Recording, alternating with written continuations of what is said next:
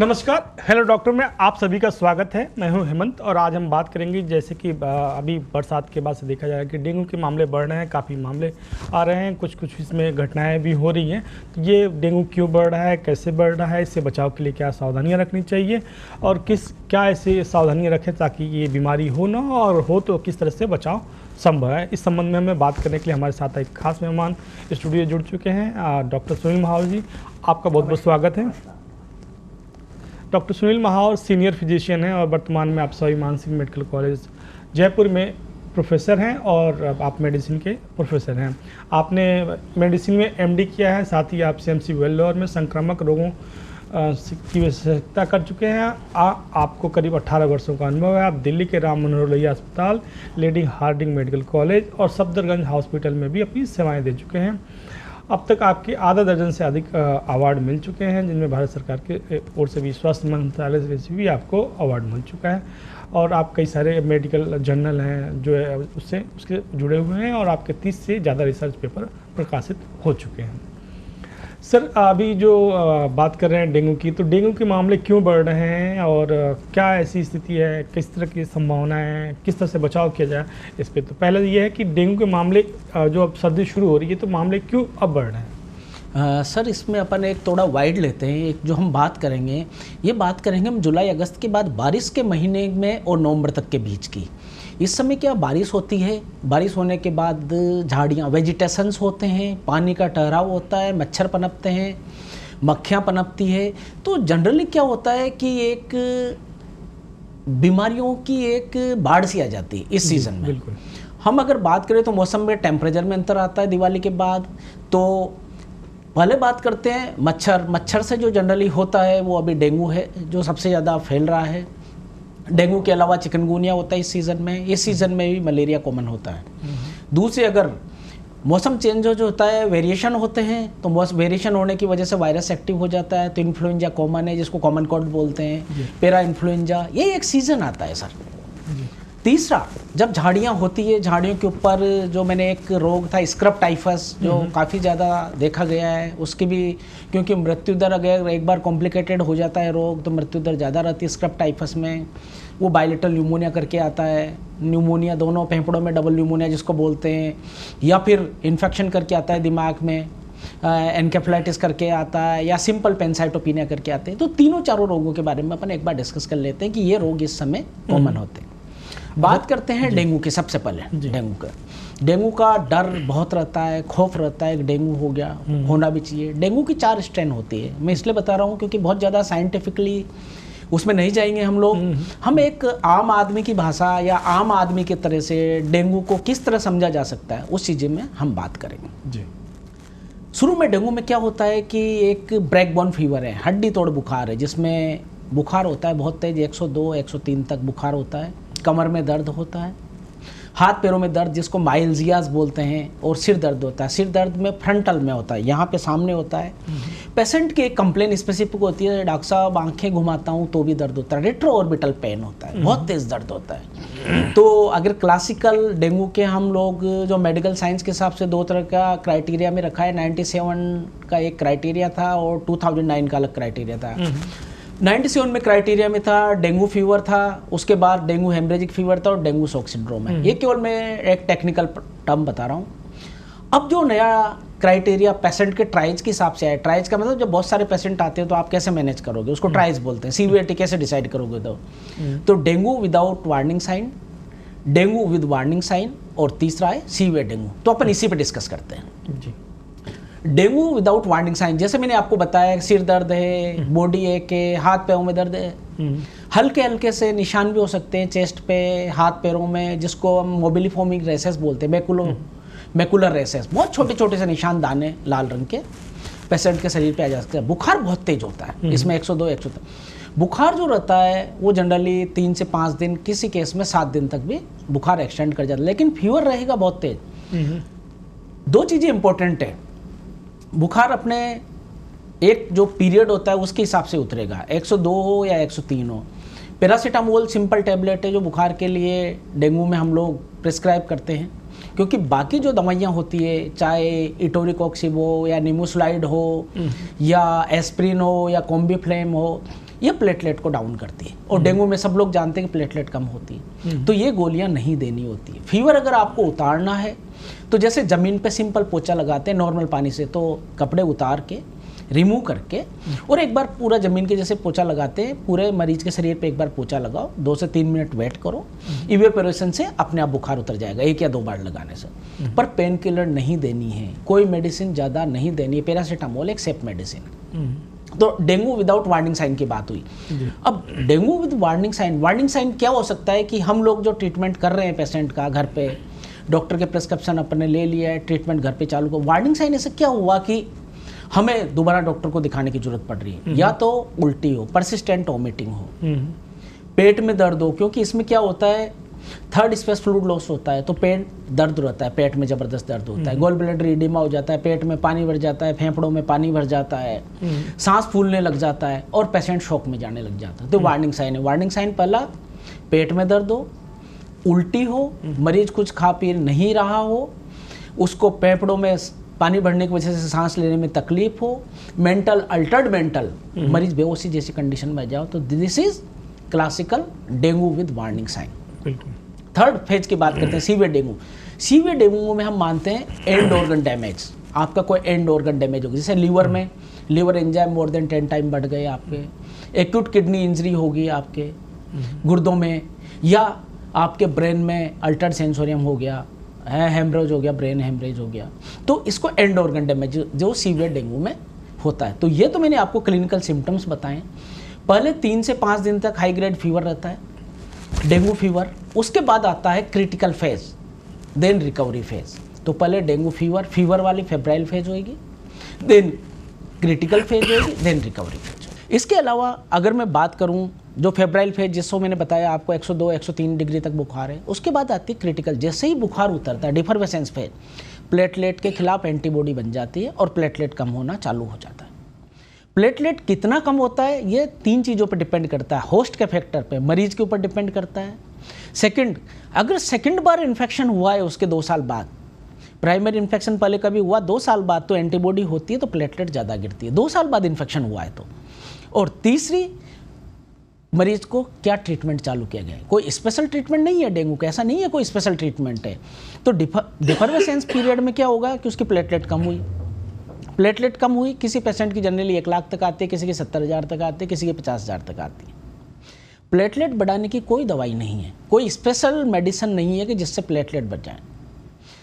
ORS का घोल सबसे इंपॉर्टेंट चीज़ है, और जनरली हम लोग कोई मल्टीविटामिन देते हैं, कोशिश करते हैं फोलिक एसिड देने की या कोई मल्टीविटामिन, क्योंकि मुंह में छाले हो जाते हैं, टेस्ट चेंज हो जाते हैं, और ORS का घोल देते हैं। ORS का घोल बेस्ट क्यों है, क्योंकि थर्ड स्पेस फ्लूइड लॉस होता है, तो ORS का घोल जो वॉल्यूम डिप्लेशन हो रहा है उसको रिप्लेनिश कर देता है।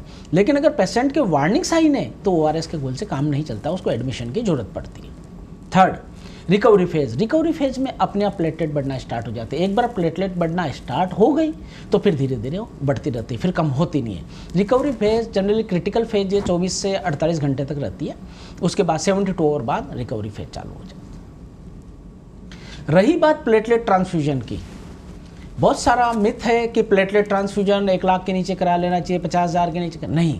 जो भी आप प्लेटलेट दोगे एज अ फ्यूल काम करता है, क्योंकि एंटीबॉडी परसिस्टेंट रहती है ब्लड में, इसलिए वो उन प्लेटलेट को डैमेज कर देती है। बिल्कुल। प्लेटलेट ट्रांसफ्यूजन के लिए इंडिकेशन है बिलो 10,000 एज स्टेबल कंडीशन में, पर हम बिलो 20,000 अगर अनस्टेबल होता है तो प्लेटलेट ट्रांसफ्यूजन का रिकमेंडेशन करते हैं। बिलो 20,000 ब्लीडिंग की टेंडेंसी बिलो 10,000 बढ़ती है।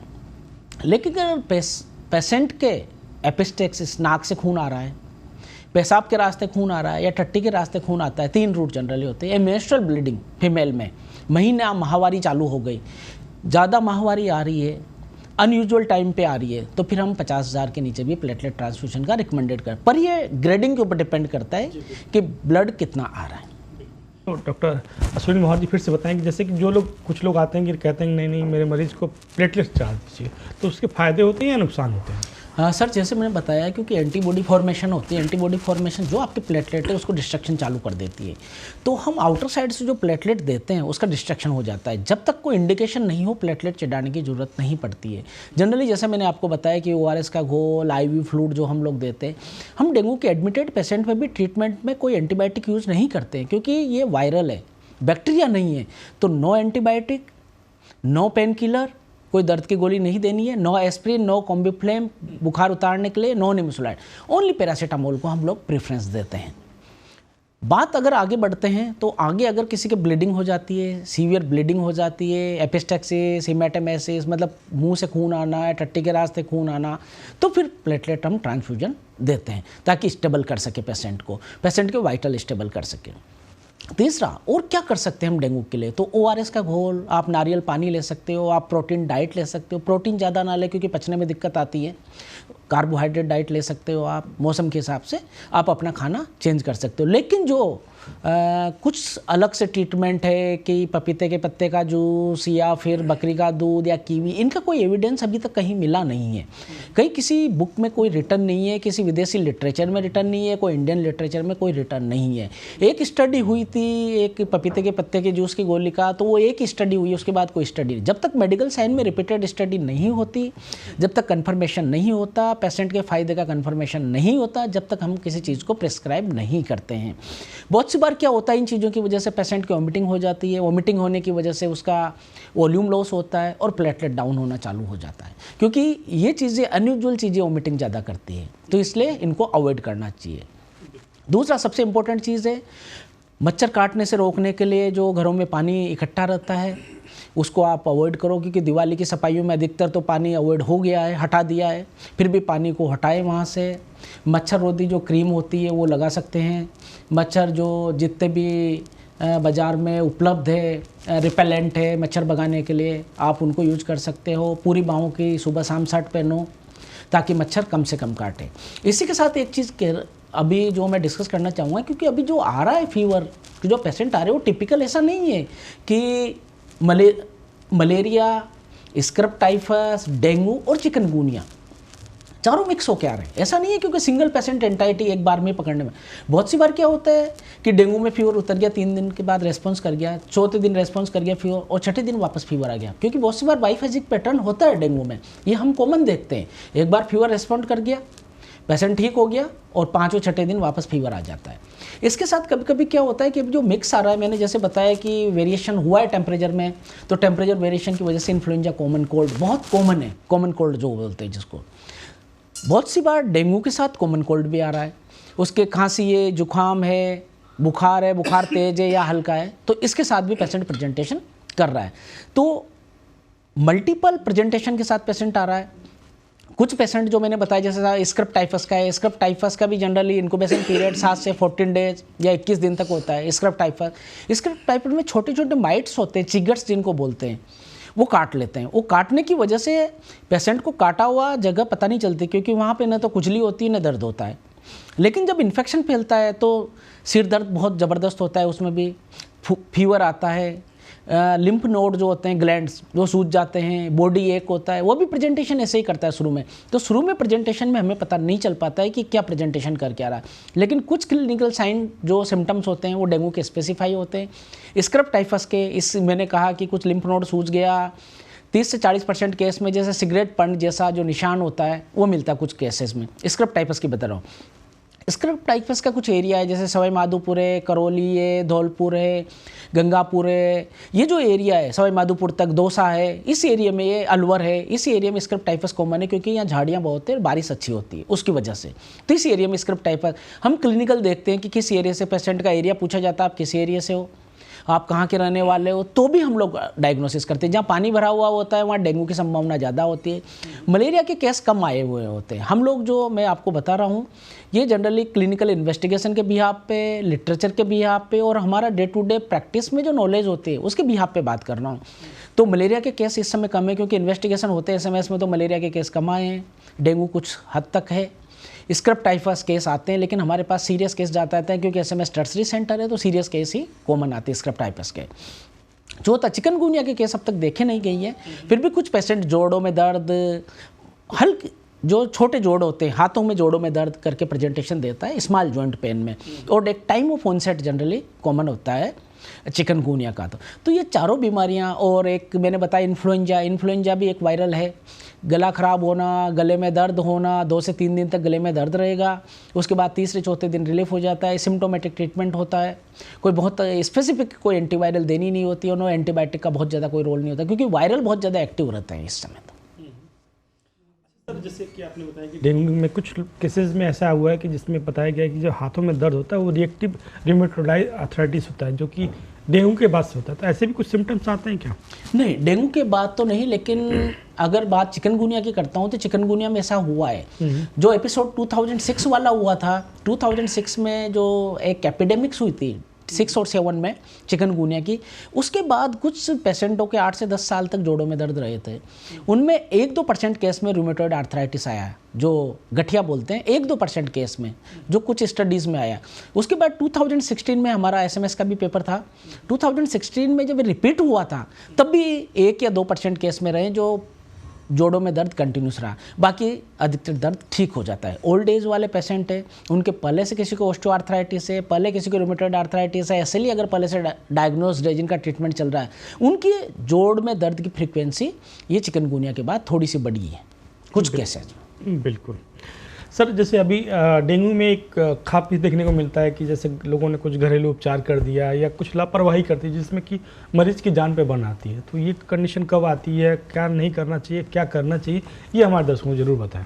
बिल्कुल, आपने बिल्कुल सही क्वेश्चन पूछा है, बिल्कुल रिलेवेंट क्वेश्चन है। डेंगू में देखो, मैंने 2 चीज़ें कही थी। फर्स्ट चीज़ कही थी dengue without warning sign, dengue with warning sign. ऐसा नहीं है, 90% से 95% तक केस में डेंगू में ठीक हो जाता है पेशेंट, लेकिन डॉक्टर को दिखाने के बाद घरेलू उपचार बिल्कुल ना करें, क्योंकि डेंगू विदाउट वार्निंग साइन से वार्निंग साइन में कब जाता है पेशेंट, आपने अगर ध्यान नहीं रखा पेशेंट का, खाने पीने का, फ्लूइड नहीं लिया, कोई पेन किलर ले ली, कोई एंटीबायोटिक ले ली, तो वो वार्निंग साइन में जाने लग जाता है। परसिस्टेंट वोमिटिंग, जैसे मैंने कहा था कि विदाउट वार्निंग साइन केवल सिंपल फीवर है, बॉडी एक है, हाथ पैरों में दर्द है और कोई स्पेसिफिक नहीं है, फीवर उतर गया 3 दिन बाद, डॉक्टर को दिखाया, पैरासीटामोल प्रेस्क्राइब करी, ORS का घोल दिया, नारियल पानी लिया, नींबू पानी लिया पेशेंट को।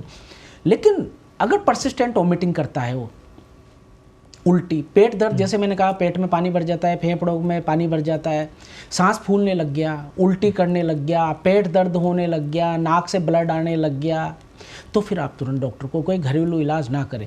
वैसे भी अगर कोई बीमारी होती है तो डॉक्टर से हमेशा प्रिस्क्रिप्शन ले, प्रिस्क्रिप्शन भी साथ में ले, क्योंकि अगला जो डॉक्टर देखेगा कम से कम उसके पास एक रिकॉर्ड रहेगा कि डॉक्टर साहब ने क्या ट्रीटमेंट दिया है। घरेलू इलाज ना ले, मेडिकल स्टोर से डायरेक्ट दवाई ना ले डायरेक्ट, क्योंकि अगर कोई पेन किलर ले ली तो वो आपको दिक्कत कर सकती है। बहुत सी बार क्या होता है कि कोई पेप्टिक अल्सर या गैस्ट्रिक अल्सर का पहले कोई मरीज है, वो पेन किलर ले लेता है, तो वहाँ से ब्लीडिंग स्टार्ट हो जाती है, क्योंकि प्लेटलेट आपकी कम होगी, प्लेटलेट कम होगी क्रिटिकल फेज में, पेन किलर आपने ले ली, पहले से अल्सर पड़ा हुआ, तो ब्लीडिंग, हेमोरॉइड्स जिसको बोलते हैं मस्सों की बीमारी में ब्लीडिंग चालू हो जाती है। तो इसलिए आपको सलाह है आप डॉक्टर को दिखाओ, डॉक्टर से सलाह लो। अगर फीवर है पहले दिन ही, जनरली डेंगू का जो टेस्ट होता है वो 3 से 5 दिन में पॉजिटिव आता है, ये मैं डिस्कस करना भूल गया था। NS1 एंटीजन और सीरोलॉजी 2 टेस्ट हम लोग करा लेते हैं। सीरोलॉजी में IgM होता है, IgG पुराना कोई डेंगू होता है उसका इन्फेक्शन को डिनोट करता है, और IgM 5वें दिन पॉजिटिव होता है। NS1 एंटीजन 3रे दिन के बाद लगभग आने लग जाता है। प्लेटलेट की जांच कब कराते हैं? प्लेटलेट की जांच मैंने जैसे आपको बताया कि जिस दिन बुखार उतरा उसको बोलते हैं डिफरवेसेंस पीरियड और क्रिटिकल फेज। प्लेटलेट की जांच बुखार उतरने के बाद करवाते हैं हम लोग 24 घंटे बाद, देन 48 घंटे बाद, और उसके बाद अगर एक बार रिकवरी होगी तो फिर उसके बाद जांचें नहीं कराते प्लेटलेट की। तो प्लेटलेट की जांच सबसे पहले डेंगू के NS1 एंटीजन होता है उसकी जांच हम लोग कराते हैं। IgM एंटीबॉडी जो सीरम की लेते हैं, सीरोलॉजी वो करवाते हैं। बुखार उतरने के बाद हम एक प्लेटलेट की जांच कराते हैं, LFT KFT भी कराते हैं कुछ केसेस में जरूरत होने पर, और फिर 48 घंटे बाद हमें देखना होता है साइन सिम्टम्स के साथ कि प्लेटलेट कम तो नहीं हो रही, और एक बार रिकवरी होने के बाद हम उसकी बार बार जांच, जैसे किसी के प्लेटलेट 40,000 थे उसके बाद 60,000 हो गए, तीसरी बार 80,000, अब इसकी बार बार जांच कराने की जरूरत नहीं होती क्योंकि 3 से 5 दिन में नॉर्मल हो जाते हैं। तो ये इंपॉर्टेंट चीज़ है कि बार बार जांच नहीं, क्योंकि पेशेंट के जो प्रिक होता है वहाँ से भी ब्लीडिंग की संभावना होती है, जहाँ से आप सैंपल लेते हो वहाँ से भी ब्लीडिंग की संभावना रहती है। इसलिए वी शुड अवॉइड, हमें अवॉइड करना चाहिए बहुत ज़्यादा भी इन्वेस्टिगेशन बार बार देखने। बिल्कुल खाने पीने में आप अच्छी प्रोटीन डाइट ले सकते हो, ORS का घोल ले सकते हो, नारियल पानी ले सकते हो, नींबू पानी ले सकते हो, जो पेशेंट को सूट करता है वो ले सकते हो। मच्छर से बचाव ही उपचार है। जैसे मैंने कहा कि मच्छर से चिकनगुनिया होता है, मॉस्किटो से मलेरिया होता है, मॉस्किटो से डेंगू होता है, तो बचाव ही उपचार ज़्यादा ठीक है। बिल्कुल। अच्छा सर, जैसे आपने कहा कि मौसमी बीमारियां काफ़ी हावी हो रही हैं इस समय, मौसम में वायरल भी होता है, तो बार बार डॉक्टर्स भी कहते हैं कि नहीं इम्यूनिटी बढ़ानी चाहिए, इम्यूनिटी बढ़ानी चाहिए। तो इम्यूनिटी बढ़ाने का तरीका क्या हो सकता है? सर, इम्यूनिटी बनाने का बॉडी अपने सेल्फ इम्यूनिटी, सेल्फ डिफेंस, किसी भी चीज़ के लिए डिफेंस तैयार करती है। बैक्टीरिया हो, वायरस हो, फंगल हो, किसी के भी लिए ये जो इम्यूनिटी होती है प्रोटीन से होती है, मेनली प्रोटीन होता है। तो प्रोटीन के लिए हम लोग प्रिस्क्राइब करते हैं। अगर वेजिटेरियन आदमी है तो हम पनीर देते हैं उसके लिए, दाल, सोयाबीन, ये जनरली कॉमन चीज़ें हैं। और नॉन वेजिटेरियन के लिए अंडा, जो मीट, ये जनरली इम्यूनिटी बढ़ाने में हेल्प करता है। मल्टीविटामिन का ऐसा कोई डायरेक्ट इंडिकेशन नहीं है कि मल्टीविटामिन लेने से कोई इम्यूनिटी बहुत अच्छी है, क्योंकि जो मैं बात कर रहा हूँ लिटरेचर की बात कर रहा हूँ। कोई बिना लिटरेचर की बात, हम बिना वैज्ञानिक वाली बात हम नहीं कर रहे। तो इम्यूनिटी बढ़ाने के लिए विटामिन का ऐसा कोई बहुत ज़्यादा रोल नहीं है। हाँ, विटामिन डेफिशिएंसी किसी वजह से हो गई है तो उसमें विटामिन का रोल है। जैसे विटामिन B12 डेफिशिएंसी आई है किसी को, उसको चेंजेस आए हैं, या विटामिन D3 डेफिशिएंसी है, तो ये बात अलग है। मतलब विटामिन का ऐसा कोई बहुत रोल नहीं है। जनरली प्रोटीन डाइट लो आप, उसी से हरे पत्ते वाली सब्जियां लो, तो इनमें कुछ फ्लेविन्स होते हैं, राइबोफ्लाविन्स होते हैं, उनकी वजह से इम्यूनिटी डेवलप अच्छी हो जाती है। जी बिल्कुल। अच्छा, अभी वायरल भी चल रहा है और डेंगू भी चल रहा है, तो आम आदमी कैसे समझे कि वायरल क्या है, डेंगू क्या है? डेंगू का अपने सिम्टम्स बता दें, तो वायरस को उससे तुलना करते हुए बताएंगे तो थोड़ा सा। अगर वायरल को मैं तुलना करूं तो वायरल में जनरली क्या होता है कि गले में खराश से चालू होता है। वायरल फीवर, इन्फ्लुएंजा की बात कर रहा हूँ।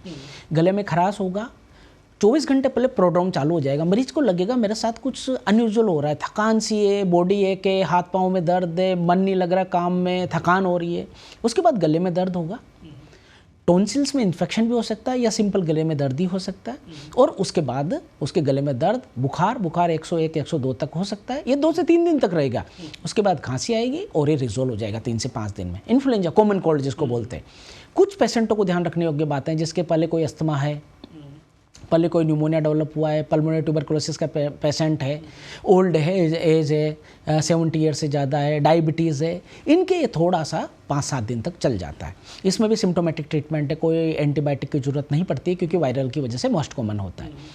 डेंगू में सिर दर्द होगा, आंखों के ऊपर दर्द रहेगा, बैक एक रहेगा, कमर दर्द रहेगा, हाथ पैरों में जोड़ों में दर्द होगा, फीवर हाई ग्रेड रहेगा, रेस्पॉन्स नहीं करेगा। आपने पैरासीटामोल दी, उतरा 4 घंटे, फिर वापस आ गया। उसमें डरने की कोई जरूरत नहीं। फीवर रेस्पॉन्ड करता है, 3 से 5 दिन लगते हैं। मैंने बताया कि आप नॉर्मल पानी से आप उसको पट्टी कर सकते हो। पट्टी मतलब उसको एक बार एक पोछा जैसा ज़मीन पर लगाते हैं, वैसा पूरे शरीर पर मरीज के फेर सकते हो, 2 मिनट वेट कर सकते हो। फिर इसको स्पंजिंग बोलते हैं। मैं मेडिकल लैंग्वेज कम यूज कर रहा हूँ, नहीं तो इसको वाटर स्पंजिंग, नॉर्मल टैपिड वाटर से, नॉर्मल जो पानी है उससे, ठंडे पानी से नहीं करना होता है, नॉर्मल टैपिड वाटर से स्पंजिंग कर सकते हो। आप पैरासीटामोल दे सकते हो। नो पेन किलर देनी है, पेन किलर नहीं देनी है हमें एस्प्रिन, कॉम्बिफ्लेम, ब्रूफेन, ये गोलियां नहीं देनी है, नहीं, इसको यूज़ नहीं करना है। तो इसमें हाई ग्रेड फीवर होता है, 3 से 5 दिन बाद रेस्पॉन्स करता है। वायरल फीवर में गला खराब होता है, खांसी। हाँ, एक मैंने मिक्स करके बोला कि बहुत सी बार वायरल फीवर से चालू होता है और डेंगू भी साथ में होता है, ऐसे केस भी आते हैं।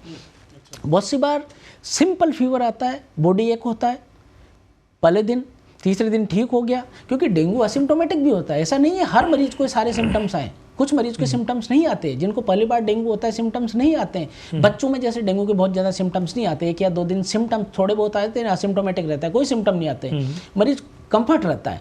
तो कुछ असिम्प्टोमेटिक भी हो सकते हैं, बाद में सिम्टम्स आ जाते हैं। जैसे मैंने स्क्रब टाइफस का आपको बताया, स्पेसिफिक स्क्रब टाइफस में शुरू में डेंगू जैसा होता है, लेकिन 3 से 5 दिन तक फीवर नहीं उतरता, और कॉम्प्लिकेशन होना उसमें नेक्स्ट वीक में, 2nd वीक में, 7 दिन बाद बुखार नहीं उतरता, 7 दिन बाद कॉम्प्लिकेशन चालू हो जाता है, न्यूमोनिया डेवलप होने लग जाता है उस पेशेंट के।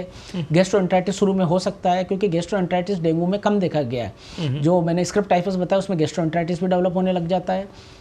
न्यूमोनिया एक्यूट किडनी इंजरी होने लग जाती है, अल्टर्ड सेंसर जिसका मतलब है मानसिक कंडीशन या ब्रेन में इन्फेक्शन की वजह से अल्टर्ड सेंसोरियम हो जाता है मरीज, ऐसी कंडीशन भी होती है। लेकिन शुरू के प्रेजेंटेशन में केवल आप वायरल फीवर जो इन्फ्लुएंजा है उसको हटा सकते हो, जो बिल्कुल गले खराब से चालू होता है, डेंगू का प्रेजेंटेशन, मलेरिया का प्रेजेंटेशन और स्क्रब टाइफस का लगभग एक जैसे शुरू होते हैं 24 से 48 घंटे तक। मलेरिया में जरूर है कि 2 दिन बाद बुखार उतर गया, वो स्पीसीज पे डिपेंड करता है कि कौन सी स्पीसीज है, पर मलेरिया में भी हाई ग्रेड फीवर है। एक चीज और जोड़ूंगा, एक यूटीआई यूरिनरी ट्रैक्ट इन्फेक्शन भी ऐसा ही प्रेजेंटेशन करता है हाई ग्रेड फीवर के साथ, लेकिन उसमें यूरिनरी सिम्टम्स रहते हैं, पेशाब ज़्यादा जाना, पेशाब रुक रुक के जाना, पेशाब के रास्ते जलन होना, तो उसमें यूरिनरी सिम्टम्स रहते हैं। डेंगू में क्लासिकल होता है, हेड एक, बॉडी एक, स्क्रब टाइपस में शुरू में 24 से 48 घंटे तक ऐसा ही होता है, डायरिया कॉमन हो सकता है, और मलेरिया में रुक रुक के बुखार आता है पर 102 103 तक। तो डॉक्टर को जरूर दिखाएं, डॉक्टर को दिखाना है, डॉक्टर के दिखाने के बाद ही आप ट्रीटमेंट लो, क्योंकि 3 या 4 बीमारियां एक साथ आती है,